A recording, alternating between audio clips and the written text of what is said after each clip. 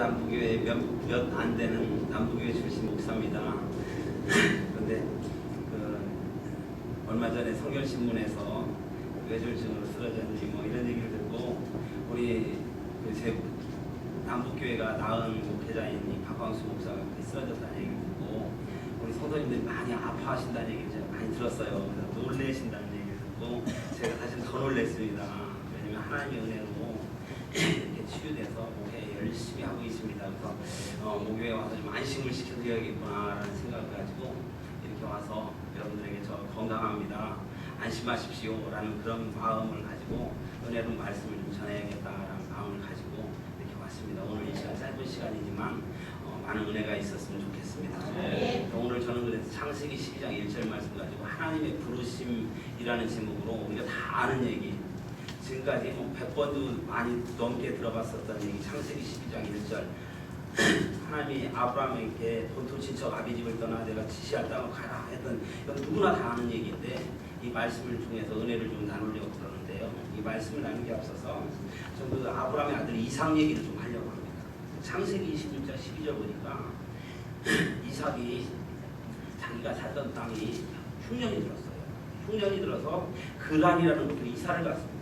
그란으로 가서 이사를 갔는데 창세기 26장 12절에 보면 그 해에 이삭이 농사를 했는데 100배나 얻었고 마침내 거부가 되어 이렇게 얘기를 하고 있습니다. 근데 우리가 여기서 알아야 할 것은 이삭이라는 사람이 농부가 아니라 목축업하는 사람입니다. 양치는 사람이에요. 근데 그란이라는 자기가 알지도 토도 모르는 땅에 가서 농사를 했는데 100배나, 저희 전문가 농사하시는 사람들도 100배 얻기가 잘은 모르겠는데 쉽지가 않을 것 같아요. 근데 이삭이 100배나 얻었고 마침내 거부가 되었다라는 이 얘기를 통해서 제가 좀 은혜를 받습니다. 그리고 두 번째로 목축업을 하려면 필요한 게 뭐냐면 물입니다. 물. 근데 물인데 오늘 그리고 또 우리나라는 땅을 파면 물이 잘 나오잖아요. 근데 그 중동 지방은 땅을 파면 물이 안 나와요. 검은 물이 나옵니다. 검은 물이 원유가 나옵니다.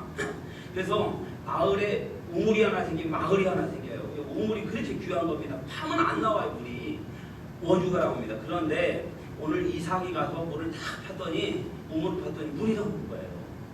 그래서 이 사람들이 와서 뺏어요. 딴 데 가서 또 파니까 이삭이 파니까 물이 나오는 거예요. 다른 사람이 파면 안 나오는데 이삭이 파니까 물이 나오는 거예요. 사람들이 메꿔버려요. 그런데 이삭이 또 딴 데 가서 팠어요. 근데 물이 또 나오는 겁니다. 사람들이 깜짝 놀라는 거예요. 쟤 누가 있다. 쟤가 도대체 누구냐? 이삭이 이 풍수 같은 거 이렇게 해서 물 잘 찾아내는 사람일까요? 아니에요. 그런데 이삭이 파는 것보다 물이 나오더라고요. 저는 여기서 은혜를 받습니다. 그리고 세 번째는 뭐냐면 이 사람들이 와서 막고 뺏으면 우리들 같으면 누가 나를 해롭게 하면 덤벼야잖아요. 덤벼서 한 방 붙어야 하잖아요. 근데 이삭이 힘이 없는 사람이 아니에요. 왜냐면 그 아버지 아브라함이 그 조카 롯이 나중에 그달라오멜과 5대 연합군한테 팔려갔을 때 318명의 잘 길리워진 가병을 가지고 와서 거기를 초토화시켰어요. 초토화시키고 롯을 찾아왔어요. 그러니까 그의 상속자였던 이삭에게는 318명의 가병이 있었다. 그런데도 불구하고 이삭은 참고 그랬어요. 그랬더니 놀라운 것은 뭐냐면 그 놀라운 말이 찾아와요. 그 놀라운 말이 찾아와갖고 야 우리 싸우지 말자. 우리 화해하자. 왜냐면 그 사람들끼리는 야 저 이삭은 뭔가 있는 사람이니까 저 사람 건들지 말자. 건들면 우리가 손해야. 저 뒤에 누가 계시냐면 하나님이 있다. 사람들이 친구하자고 찾아와서 이삭은 사람들과 싸우지도 않고 다투지도 않았는데 이삭에게는 그 지역 사람들이 친구가 되는 놀라운 축복이 있었어요. 여기서 우리가 봐야 할 것은 이삭이 잘났다, 이삭이 똑똑하다, 이삭이 농사 잘 짓는다, 여기에 주목하면 안 돼요. 뭐를 봐야 하냐면 아버지 아브라함을 봐야 돼요. 오늘 창세기 12장 1절로 이렇게 돌아가면 하나님께서 이삭의 아버지 아브라함을 불러서 본토 친척 아비집을 떠나 내가 내게 지시할 땅으로 가라라고 하나님께서 아브라함에게 말씀하셔서 옛날 성경으로는 내가 보여줄 땅으로 가라 그랬는데 여기에서는 내가 내게 보여줄 땅으로 가라 그랬어요. 하나님께서 보여줄 땅으로 아브라함을 불렀다는 겁니다. 그래서 아브라함이 그 말씀에 순종을 했더니 하나님께서 아브라함에게 복을 주시는데 그 복이 흘러서 아들 이삭한테도 올라가고 야곱한테도 올라가고 후손들에게 흘러가는 놀라운 축복이 있었다라는 얘기입니다. 그 얘기를 왜 하냐면 우리는 아브라함의 후손으로 우리에게도 하나님께서 본토 지적을 아비 집을 떠나 내가 내게 지시할 땅으로 가라 말씀하시는 하나님의 그 말씀에 우리가 순종할 때 그 하나님의 축복이 우리에게도 흘러서 여러분들에게 흘러 넘치게 될 거라는 그 말씀을 여러분들에게 드리고자 합니다. 그래서 하나님의 말씀에 하나님의 부르심에 하나님 내가 응답하겠습니다. 하나님 순종하겠습니다 할 때 그 하나님의 축복이 여러분에게 흘러가게 돼 있다. 이것을 믿으시는 은혜가 있기를 주의 이름으로 축원합니다. 그래서 하나님께서 오늘 본토 친척 아비 집을 떠나 내게 보여줄 땅으로 가라라는 이 말씀 속에서 저는 뭐 신학적으로 뭐 어떤 뭐 박사님들이 얘기했었던 그거보다도 이 말씀을 저는 조용히 큐티를 했어요. 그래서 제게 주시는 말씀이 있어서 저희 사랑하는 모교회 저를 낳은 이 모교회 성도님들과 나가야겠다라는 말씀인데 첫 번째 하나님이 가라고 할 땅은 어떠냐면 하나님과 1대1로 만나는 땅입니다. 다 같이 하나님과 1대1로 만나는 땅. 여러분 이게 굉장히 중요해요. 뭐냐면 하나님께서 고향과 친척과 아비 집을 떠나 내가 지시할 땅으로 가라 했는데 여기는 친척도 아버지도 포함되어 있다. 아브라함의 고향 갈대아우로 잘 알고 있습니다. 우상숭배의 땅이고 정말 풍성한 땅입니다. 거기를 가라고 하셨어요. 가라고 했는데 하나님께서는 본토 아브라함의 친척들, 아브라함의 아버지 모두를 떠나라 라고 이렇게 얘기하고 있습니다. 근데 오늘 우리는 이걸 영적으로 보자는 거예요. 하나님을 만나려면 하나님을 어떻게 만나냐면 아버지의 하나님을 만나서도 안 되고 친척의 아버지 하나님을 만나도 안 돼. 내 하나님을 내가 1대1로 만나야 한다는 거. 이 믿음이 시작될 때 하나님과 관계가 시작된다는 겁니다. 우리가 묻혀서가 아니라 하나님과 1대1로 만나는 하나님과의 조용한 시간, 하나님과의 조용한 만남이 저와 여러분 가운데 있어지기를 주님으로 축원합니다. 저는요 언젠가 마음에 감동을 받은 얘기가 있어요. 하나 전해드릴게요. 저희 집이 이제 목사가정입니다. 옛날에는 제가 뭐 재산 지낸다고도 힘들고 아버지가 좀 무서우신 분이라서 깍지치고 벽타기 하고 뭐 김밥말이 한강철교 이런 거 다 하고 그랬어요. 굉장히 무서웠어요. 군대 가서 기업을 많이 받다 보니까 어디서 많이 받던 기업에 아버지한테 받았던 기업이었는데 그렇게 엄하게 컸는데 예수 믿는다고 그렇게 핍박을 많이 받았는데 저희 집이 이제 목사 가정이 돼서 아이들이 자동적으로 신앙교육을 받고 크리스천으로 살아가는 게 너무나도 감사합니다. 근데 저는 의문이 있었어요. 제가 만난 하나님을 이 아이들이 정말로 하나님을 섬기고 있는 게 뭐 아빠가 목사기 때문에 교회 와서 예배드리고 아빠가 목사기 때문에 신앙생활하는 게 아닌가, 얘네들이 1대1로 하나님 만난가, 이거에 참 고민이 많았어요. 저희 집사람이 또 좀 독합니다. 우리 아이들을 성경을 하루에 50장을 읽지 않으면 밥도 안 주고 손바닥도 때리고 그렇게 키웠어요.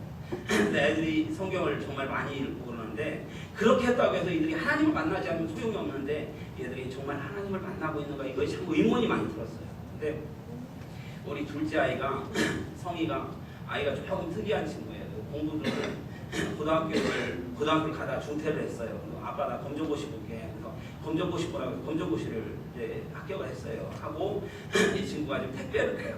택배 운전을 차 지입해서 소장님이라고 해요. 우리 아들한테. 근데 우리 성희한테 제가 어느 날 그랬어요. 야 성희야, 너 매일 운전하는데도 사고 나면 안 되니까 너 정말 조심해서 가야 한다. 그렇게 얘기했더니 우리 성희가 저한테는 얘기해. 아빠 걱정하지 마. 나 매일 운전하기 전에 하나님 앞에 기도하고 운전하고 있어. 저한테 그 얘기를 하는 거예요. 근데 저한테 그 얘기가 눈물이 핑 도는 거예요. 손바닥 때려서 성경 하루에 50장씩 읽게 만들었어도 그것이 아니라 이 아이가 하나님 오늘 우리 아이가 월급날이라고 교회에서 11조를 하고 왔더라고요. 그래서 눈물이 좀 핑 돌았어요. 이 아이가 아빠의 하나님이 아니라 나의 하나님을 1대1로 만났구나. 정말 얼마나 은혜가 됐는지. 믿음의 생활을 시작했다는 것은 바로 뭐냐면 하나님과 1대1로 인격적인 만남이 시작되지 않으면 이 하나님의 부르심하고는 아무 상관이 없다라는 거. 그래서 중요한 것은 내가 하나님을 1대1로 만나는가. 내가 외로울 때, 내가 정말 의지하고 싶을 때 하나님 앞에 엎드려서 조용히 하나님 앞에 기도하며 하나님을 부르짖는 하나님과 1대1 만남, 그것이 시작되었느냐. 그래서 내 마음에 하나님 나는 하나님과 1대1로 만나기 시작했습니다 라면 여러분 바로 아브라함과 같은 하나님의 부르심에 응답받은 사람들이라는 것을 깨닫는 은혜가 있기를 간절히 바랍니다. 그래서 우리는 하나님과 은밀한 중에 만나요. 이 세상 살다 보면 얼마나 힘든 일 많아요. 지친 일 얼마나 많아요. 내 입으로 해결할 수 없는 일 얼마나 많아요. 그때 우리는 대부분 사람 찾아가서 이거 어떻게 하면 좋겠어, 어떻게 그런데 하나님 앞에 엎드려서 1대1로 하나님을 만날 수 있는 그 은혜가 저와 여러분 가운데 먼저 시작되는 은혜가 있기를 주님으로 축원합니다. 그때 하나님 우리를 도우셔요. 그때 하나님이 우리를 붙잡아 주시는 거예요. 그래서 오늘 아브라함이 본토 친척 아비 집을 떠나 내게 지시했다고 말 하나님의 명령은 바로 장소적인 개념도 있지만 1대1로 나를 간다. 1대1로 나와 신앙생활하자. 1대1로 나와 교제하자. 1대1로 나와 관계 맺자. 이런 뜻이라는 것을 우리가 뭘 가슴속에 새기기 원합니다. 이제 이거는 뭐 제가 묵상하면서 그냥 제가 그렇다는 겁니다. 그래서 저한테는 굉장히 큰 은혜가 되었는데 여러분에게 동일한 은혜가 있기를 바랍니다. 두 번째로요. 어디인지 언제인지 조감도가 그려지지 않는 땅입니다. 하나님이 인도한 땅이 뭐냐면 다 같이 해봅시다. 조감도가 그려지지 않는 땅. 오늘 하나님이 아브라함한테 너는 여행을 해서 이집트 옆에 있는 가나안이라고 하는 땅에 가서 진을 치고 예배하며 거기서 나를 섬기라 이렇게 얘기하면 얼마나 좋겠어요. 그런데 분명히 보여줬다면 얼마나 좋겠어요. 그런데 하나님은 내게 보여줄 땅으로 가라 라고 말씀하셨는데 히브리서 11장 8절에 뭐라고 얘기하고 있냐면요. 장래 기업을 받을 땅에 나갈새 갈 바를 알지 못하고 나아갔으니 이렇게 얘기하고 있어요. 가나안 땅으로 가라고 안 한 거예요. 어디로 가야 할지 모르고 하나님이 가라고 하니까 간 거예요. 보이지 않는 땅, 목적지가 없는 곳을 간다는 게 쉬운 게 아닙니다. 여러분 이집트를 탈출해서 광야로 나온 이스라엘 백성들은 약 200만 명 정도로 추정을 합니다. 그런데 결국은 40년이라는 시간을 목적지도 없이 여행을 했어요. 40년이라는 기간 동안에 목적지도 없이 40년을 여행을 한 겁니다. 가라앉고 서라면서 가고 수고하고 이렇게 40년 동안 낮에는 구름이 운동하면 구름 기둥 가고 밤에 불 기둥 운동하면 따라가고 이동하고 여러분 우리가 분명히 갈 것은 믿음의 길의 목적지는 우리가 가나안이라는 장소일 수도 있겠지만 중요한 건 목적지는 장소가 아니라 바로 하나님이라는 사실을 깨닫는 은혜가 있길 간절히 바랍니다. 날마다 하나님을 의지하고 살아가는 삶 이것이 바로 나그네 인생에서 우리의 목적이 되어야 한다는 거예요. 우리의 인생을 나그네 길이라고 그러잖아요. 우리의 목적은 내가 어떤 목표를 이루느냐 내가 얼마큼 성공을 거두느냐가 아니라 하나님의 목적이 되는 은혜가 있기를 간절히 바랍니다. 하나님이 이스라엘 백성들에게 그걸로 훈련을 시키신 거예요. 시편에 보니까 주의 말씀은 내 발의 등이요 내 길의 빛이니라 이렇게 말씀하시는데 제가 은혜를 받는 것 중에 하나가 그겁니다. 하나님이 우리의 인생을 보여줄 때 자동차 서치라이트 쫙 비치듯이 그런 방식으로는 결코 보여주지 않는다는 하나님이 우리의 앞길을 보여주는 것은 내 발의 등이요 내 길의 빛 앞에 한 걸음 한 걸음 보여주시는 거예요. 이스라엘 백성들에게도 너 40년 동안 방황할 거야 보여준 것이 아니라 한 걸음 한 걸음 한 걸음 인도하셨다는 거예요. 그래서 그렇게 따라가다 보니까 나중에 돌아보니까 하나님이 하나님이 저와 함께 하셨군요. 이것을 인정하게 되더라고요. 그래서 아브라함에게 조감도가 보여지지 않는다. 왜? 하나님을 의지하면 하나님이 목적지가 되어야 한다는 얘기입니다. 하나님이 우리의 인생을 보여줄 때 저한테도 있어서 네가 뭐 5년 뒤에 어느 정도 부흥하고 어느 정도 성장하고 10년 뒤에 어떻게 돼 이거 한 번에 보여주면 얼마나 좋겠어요. 하나님 결코 그렇게 보이지 않아요. 나를 의지하고 매일매일 따라가다가 탁 돌아보면 하나님이 다 인도하셨고 이걸 깨닫게 된다. 저는 개척을 했을 때요. 지금부터 2008년 12월 6일 날 안산 백합교회를 개척을 했습니다. 랜 땅에 헤딩을 했어요. 돈을 제가 가진 전 재산 우리 집사람 보험 들었던 거 해약해서 500만 원을 가지고 지하에 10평에 개척을 했어요. 우리 성도님도 와보신 분 계신데 참 깊어요. 그곳에서 개척을 했어요. 개척을 하고 난 그 상황 속에서 성결신문에도 잠깐 나왔지만 저는 그 5년 개척 동안 별의별 일을 다 당했어요. 어느 날 새벽 기도를 내려가는데 물이 천명천명 허리까지 물이 차. 지하에 가면 한 차가운 겨울에 물이 허리까지 차 있는 거예요. 수도관이 동파가 돼갖고 지하실 물이 허리까지 차. 기가 막혀서 그래서 방법이 없어서 낮에 그 동사무소 양수기를 불러다가 물을 펐습니다. 싹 퍼냈어요. 그리고 들어갔더니 그 속에 이 수마가 핥히고 간 이 홍수의 자국이 처참한 겁니다. 앰프 보고 그냥 뭐 이러고 말하죠. 그 자리에서 너무 처참해서 제가 그 자리에 엎드려서 하나님 이제 교회 좀 옮겨주십시오. 그 기도를 했어요.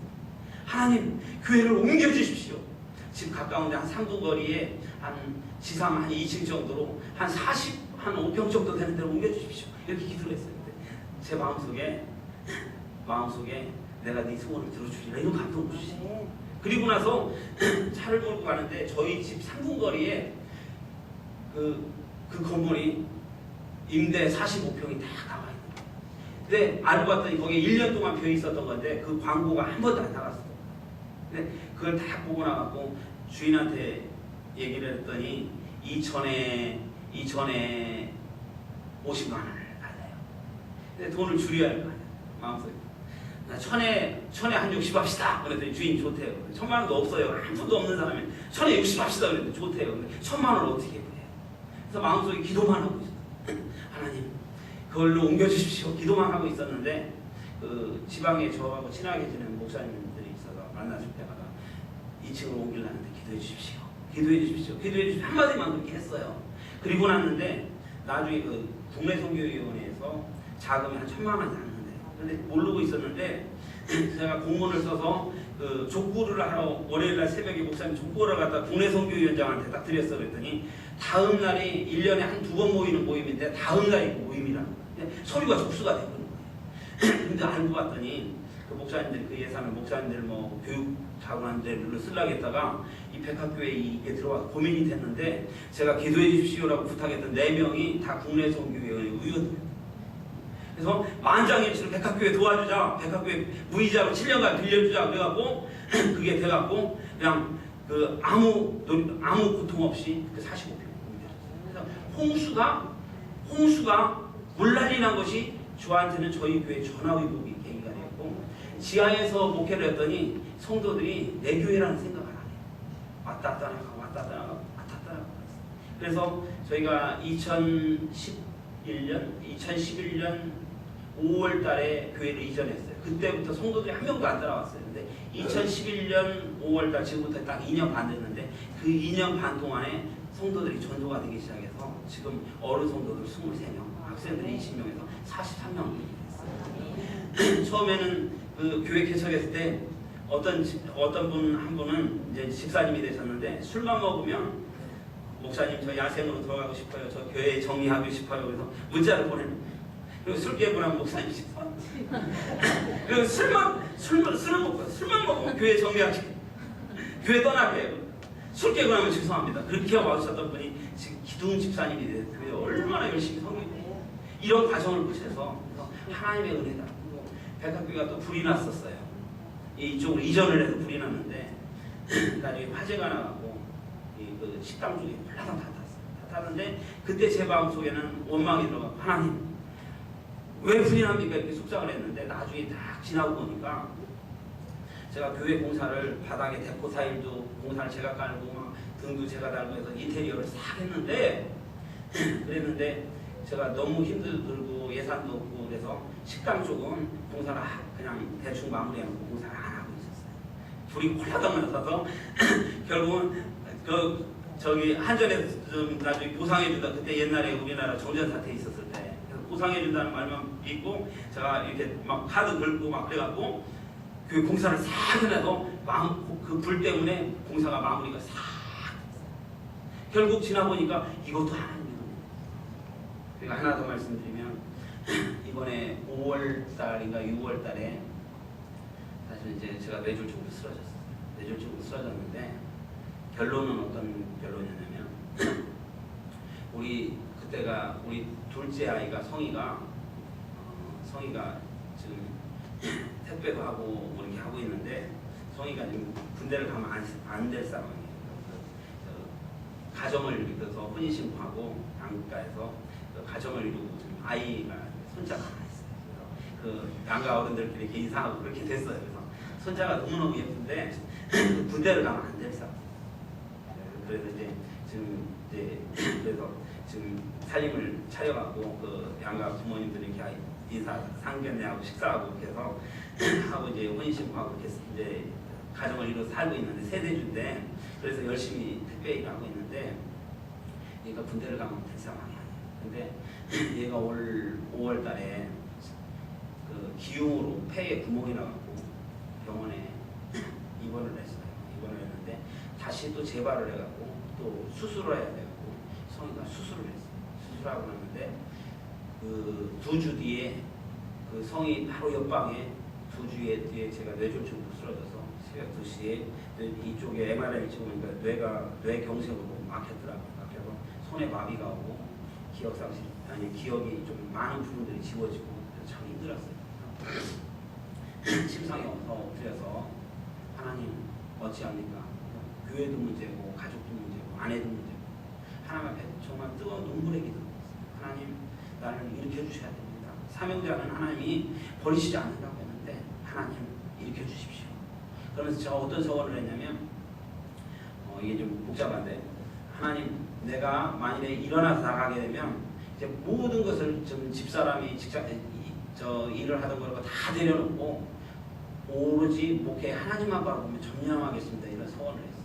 그동안 교회가 좀 어려워서 하다 보니까 성도들은 한 2년 정도밖에 안 된 신자들이 있으니까 교회가 좀 자립이 안 되는 상황. 그래서 집사람이 낮에는 어린이집, 저녁에는 식당에서 이렇게 일을 해서 두 탕을 뛰면서 교회를 이렇게 유지를 해왔는데 그래서 막 제가 뇌졸중으로 쓰러졌던 상황에서 그리고 저희 집사람이 그 수술을 하고 하는 상황에서 셋이 다 이렇게 쓰러진 상황에서 하나님 앞에 하나님 내가 지금 인생 한 번 갖다 살고 가는 건데 정말로 하나님만 의지하면서 다 내려놓겠습니다라고 집사람도 직장 다 그만두고 저는 목회만 하고 있으면 다 그만두고 우리 이제부터 전도하자. 그래서 제가 그 몸이 아팠었던 퇴원하고 근데 이제 뇌졸중을 의사가 진단하더니 제 기도를 들으셨는데 다음날 뭐라고 했냐면 2달 정도 되면 완전히 완치될 겁니다. 하나님 저기 의사 선생님이 크리스찬이었는데 하나님 은혜입니다. 그래서 완치가 됐어요. 근데 그때는 좀 불편했는데 집사람이랑 매일 나가고 하루 빠지지 않고 우리 교인들하고 같이 나가서 그 술 먹으면 정의한다는 그 집사님까지 같이 나와서 교회를 매일 전도를 했어요. 그렇게 전도를 하면서 교회가 한 주에 1명씩 2명씩 해서 지금 계속 성도들이 전도되는 상황이에요. 그래서 교회가 좀 열심히 부흥하고 있는 상황이에요. 그래서 저는 그 교회가 홍수가 나면서 교회가 이전됐죠. 교회 화재가 나면서 못다한 공사가 완료됐죠. 뇌졸중 쓰러지면서 집사람 직장생활하던 거 다 그만두고 하나님 앞에 모든 걸 다 던졌죠. 모든 걸 던졌더니 집사람 직장생활을 하면서 마이너스 됐던 부분들이 하나님이 딱 맞춰서 그만큼만 채워주시는 거예요. 그래서 계속 집사람이 그래서 당신 일 그만두면 일 그만두었었던 그 액수만큼 하나님이 공급하실 거다. 그거 믿어라. 그러고 나는데 정말로 하나님이 놀라운 방법을 계속 공급해 주시는 거예요. 까마귀 몰려서 공급시키고 계속 공급시켜주는 거예요. 중요한 것은 바로 뭐냐면 내 인생을 하나님이 헤드라이트처럼 한 번에 비춰주는 건 아니지만 한 걸음 의지하면서 가다가 돌이켜보니까 다 하나님 은혜예요. 그때 홍수 났을 때는 하나님 도대체 이 진짜 너무하십니다. 불났을 때 너무합니다. 뇌졸중 쓰러졌을 때 정말 너무합니다. 근데 봤더니 홍수를 통해서 교회를 이전시켜서 교회가 부흥되게 하셨고 불을 통해서 공사를 마무리하게 하셨고 뇌졸중을 통해서 우리가 천정해갖고 집사람과 전도하게 했더니 성도들이 뇌졸중 걸린 몸 아프신 목사님, 사모님이 전도하는데 우리가 가만히 있을 때 성도들이 나와갖고 저희 교회는 남자들도 백수가 많습니다. 사업 실패하다고 하시고 백수들이 나와서 전도지들과 같이 전도를 합니다. 그러니까 그분들은 하나님이 일자리를 마련해줄 준비 있습니다. 놀라운 일들이 일어나요. 그래서 중요한 것은 뭐냐면 갈 바를 알지 못하는 그 길 하나님 의지하면 하나님이 다 책임져 주신다. 하나님이 아브라함한테 떠나라고 했었던 장소는 명확하지 않았지만 바라보면서 가는 것 목적이 하나님이에요. 우리가 지금 살아가는 삶 우리 인생 다 비슷비슷합니다. 다 비슷비슷해요. 근데 하나님을 의지하면서 살아가는 삶 하나님이 목적일 때 하나님은 우리 인생을 책임져 주신다. 믿으시는 은혜가 있기를 가질 바랍니다. 마지막 세 번째로요. 가나안 땅에 대해서 잠깐 생각해 봅시다. 가나안 땅. 세상적인 조건은 가장 척박한 땅이 가나안 땅입니다. 다 같이 해봅시다. 세상적 조건으로 가장 척박한 땅. 여러분 가나안 땅 그러면 우리 젖과 꿀이 흐른다 그러죠. 가나안 땅이 젖과 꿀이 흐릅니까? 신명기 11장 10절로 11절을 보면 환상이 확 깨집니다. 신명기 11장 10절로 11절을 누가 좀 찾아서 한번 읽어주시면 감사하겠습니다.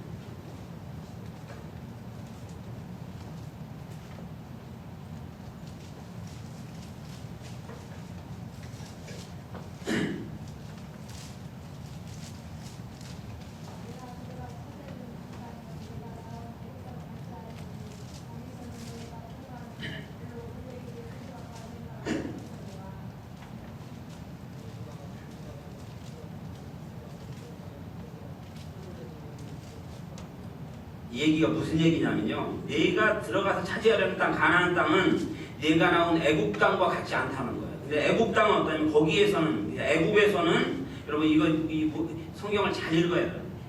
사람들이 거기에서는 가나안으로 생각하는데 그게 아니고 거기에서는 이제 애굽입니다. 애굽에서는 너희가 파종한 후에 발로 물대기를 채수밭에 댄 것 같이 하였지만 애굽 땅에서는 물대는 게요. 채수밭에 발로 이렇게 발로 이렇게 툭툭툭 하면서 물대는 것처럼 애굽 땅은 쉬웠다는 겁니다. 물대기가. 왜냐면 나일강도 있고 물대기가 쉬웠다는 땅이 농사하기가 쉬웠던 땅이 애굽 땅이라는 얘기예요. 그런데 너희가 건너가서 차지할 땅은 산과 골짜기가 있어서 하늘에서 내리는 땅을 흡수하는 땅이에요. 흡수한다는 땅은 흡수한다는 얘기는 뭡니까? 물이 땅 속으로 스며들어가고 저수가 안 된다는 얘기예요. 물을 댈 수가 없다는 얘기예요.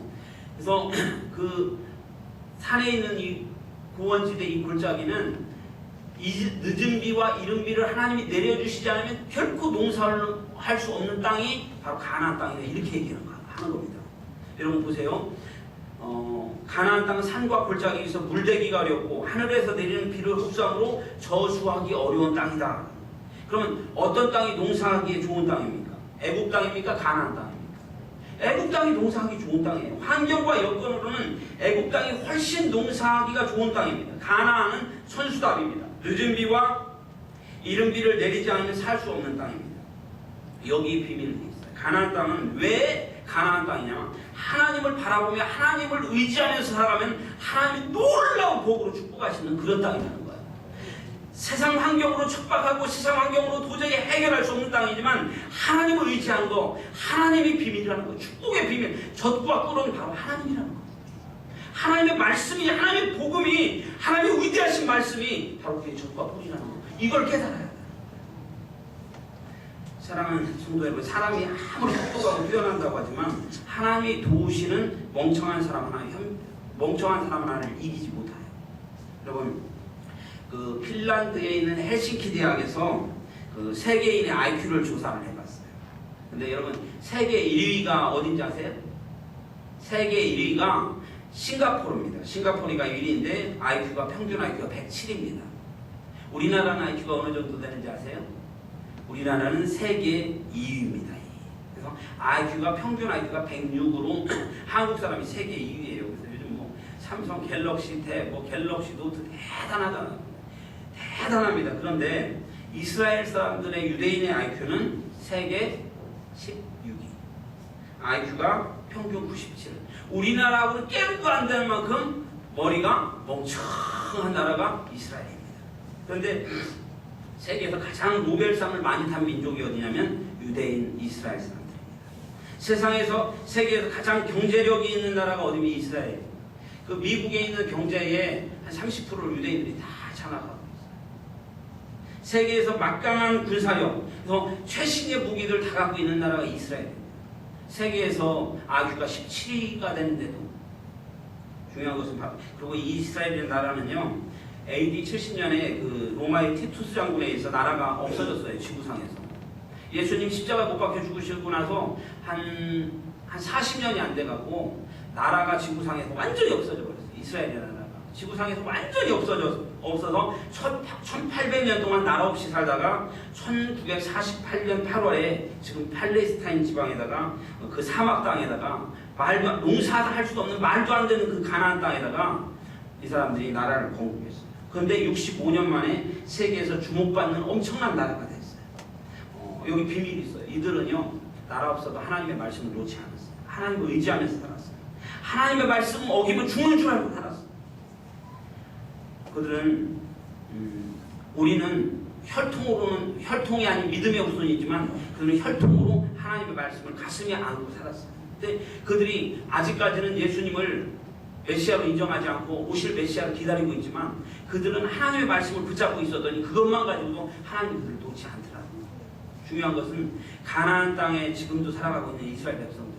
근데 지금 65년 만에 척박한 땅이 비옥한 옥토로 바뀌고 스프링클러를 설치해서 정말 세계가 깜볼 수 없는 그런 나라가 됐어요. 근데 중요한 것은 제가 올 초에 1월달인가 2월달에 제가 그 개척교회 목사가 성지순례 간다는 건 말도 안 되는 겁니다. 350만 원 갖고 성지순례 간다는 건 말도 안 되는데 그 호서대에 제가 박사과정을 하는데 하나님 성지순례 가고 싶어요 그랬어요.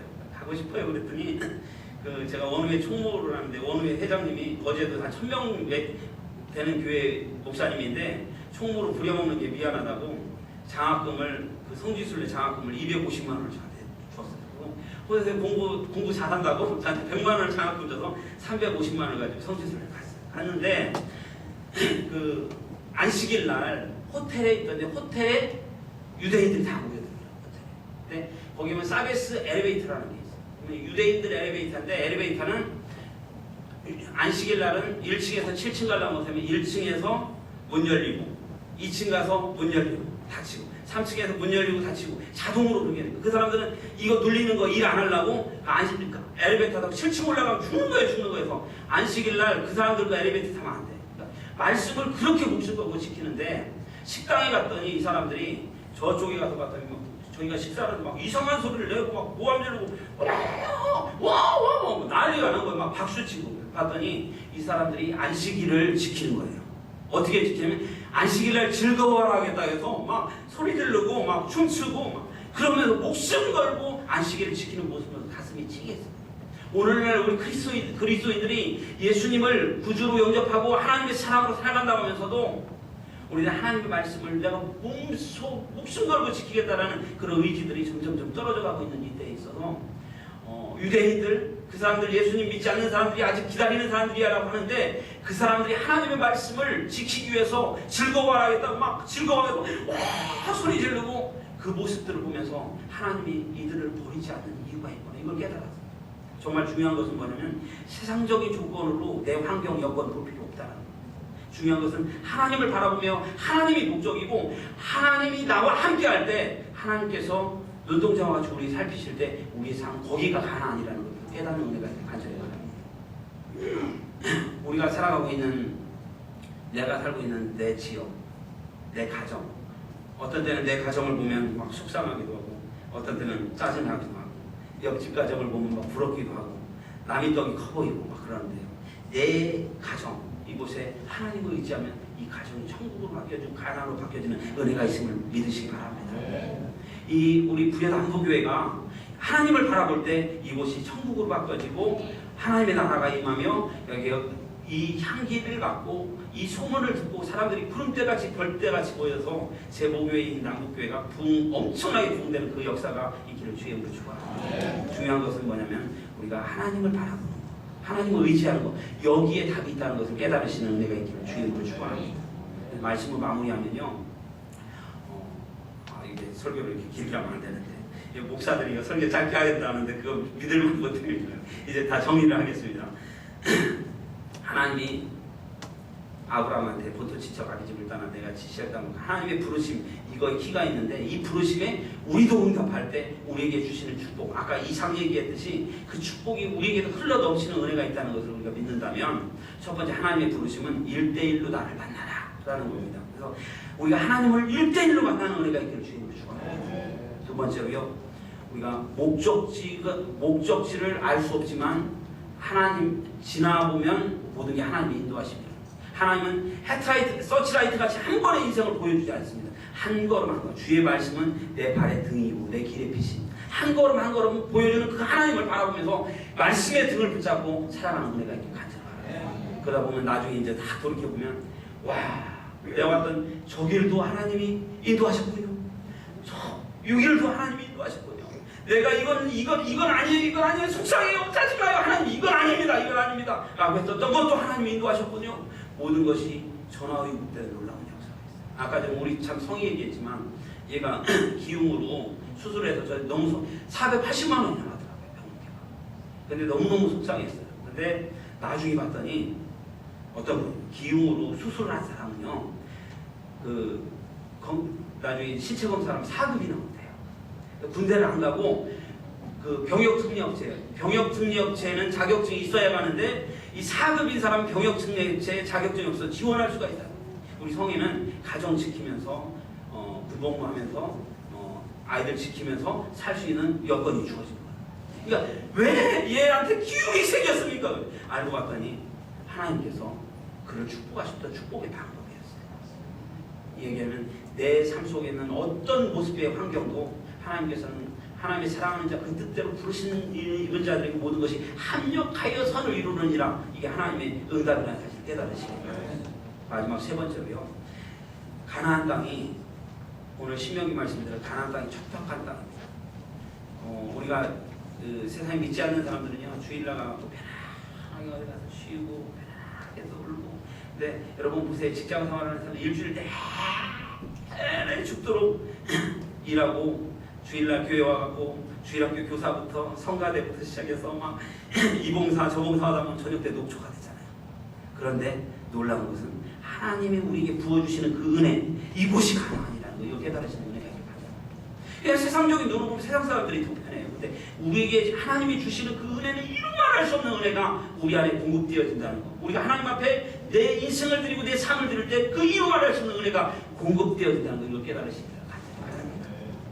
가나안 땅은 그런 땅이에요. 하나님이 그 땅을 아브라함에게 같이 가자 했던 것처럼 우리 보러 같이 가자 이렇게 말씀하신다는 것 기억하면서 하나님 내가 그 길을 같이 가겠습니다 이렇게 고백하는 은혜가 있기를 주님으로 축원합니다. 기도하겠습니다. 고맙고 감사하신 전능하신 아버지 하나님, 은혜와 사랑을 감사합니다. 우리는 한 치 앞도 모르는 연약한 존재입니다. 그런데 우리를